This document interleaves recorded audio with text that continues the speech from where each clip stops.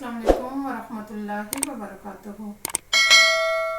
ہاں جی، میں آپ کے سامنے آج حق بیان کرتی ہوں کہ اللہ رب العزت نے کیا فرمایا کہ جس کو حق کی سمجھ آ گئی یا اپنے رب کی پہچان ہوگی یا اس قرآن کی سمجھ آ گئی تو پھر وہ کیا ہے، یعنی وہ لوگوں تک پہنچا دے۔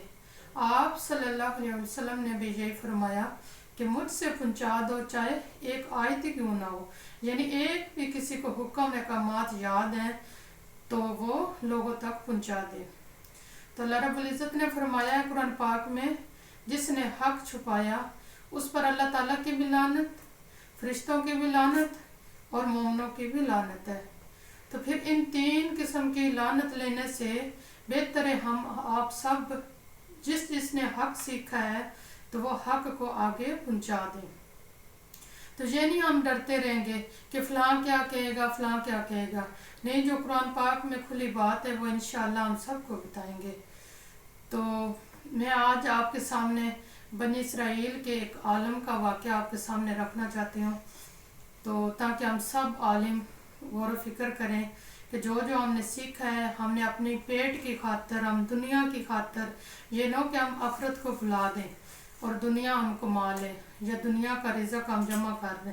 اللہ رب العزت فرماتے ہیں کہ جو کچھ آپ کے پاس ہے وہ سب ختم ہونے والا ہے، وہ سب تباہ و برباد ہونے والا ہے، اور جو ہمارے رب کے پاس ہے وہ ہمیشہ اور باقی رہنے والا ہے۔ سبحان اللہ۔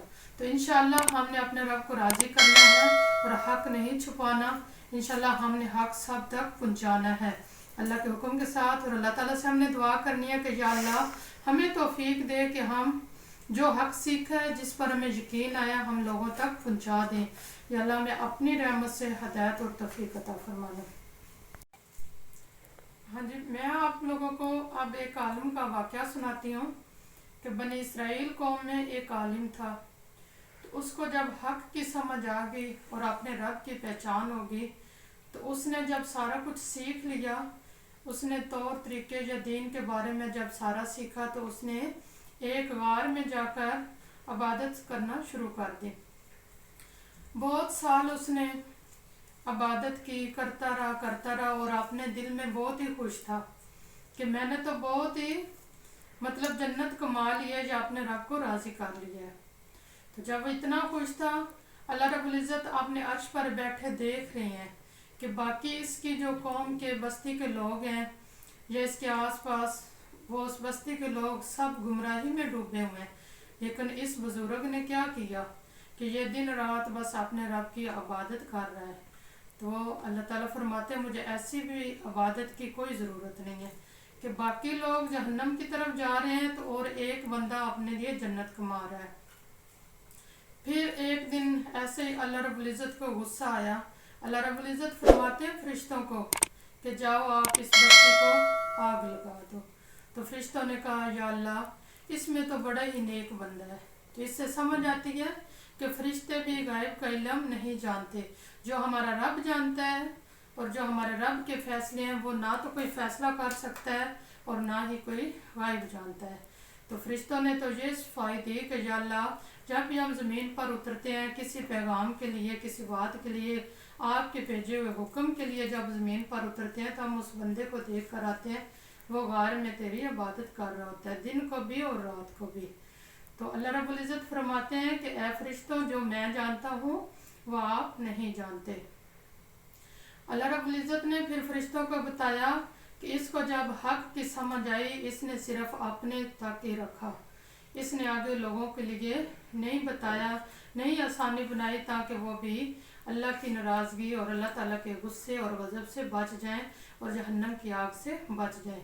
اللہ رب العزت فرماتے ہیں اس کا حق تو یہ تھا، جتنی حق بات کی سمجھ آئی ہے، جتنی اس کو اپنے رب کی پہچان ہوئی ہے، تو وہ ضرور اپنے رشتہ داروں کو، اپنے بچوں کو، اپنے گھر والوں کو اور پھر اپنی پوری بستی کو، بلکہ پوری انسانیت جو ہمارے سامنے آتی ہے، ہمیں ان سب کو حق سکھانا چاہیے۔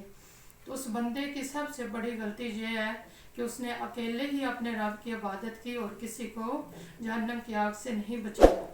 تو اللہ رب العزت فرماتے ہیں فرشتوں کو کہ آپ جاؤ اور سب سے پہلے اس بستی میں اس بندے کو رکھو، اس بزرگ کو رکھ کے آگ لگا دو، اور اس کے بعد फिर सारी बस्ती को आग लगा देना। तो फरिश्तों ने ऐसा ही किया। तब हक बात तो ये है कि जिसको हक की समझ आ जाए वो ज़रूर बाकियों को भी सिखाए, बाकियों को भी अपने रब की पहचान करवाए, अपने नबी की पहचान करवाए। और इस कुरान की जिसको समझ आ गई वो अपने कुरान की तरफ सबको यानी कुरान सीखने की दावत दे। अल्लाह ताला से दुआ है अल्लाह ताला हम सब को दाई अल्लाह बना दे कि हम अल्लाह की तरफ सबको बुलाएं। कुरान पाक में अल्लाह रब्बुल इज़्ज़त फरमाते हैं कि उससे अच्छा कौन है जो अपने रब की तरफ बुलाता है। यानी अल्लाह ताला ने इस बंदे की इतनी सिफत बयान की कि ये सबसे अच्छा है, इससे अच्छा कोई और हो नहीं सकता। तो अल्हम्दुलिल्लाह इंशाअल्लाह नियत की है कि ये काम हम आखिरी सांस तक करते रहेंगे, लोगों तक हक पहुँचाते रहेंगे जितनी हमें समझ आई है। और अल्लाह ताला से दुआ करेंगे या अल्लाह में इससे ज़्यादा सीखने सिखाने वाला बना दे। वाक़िअ दावाहुम अनिल हम्दुलिल्लाहि रब्बिल आलमीन।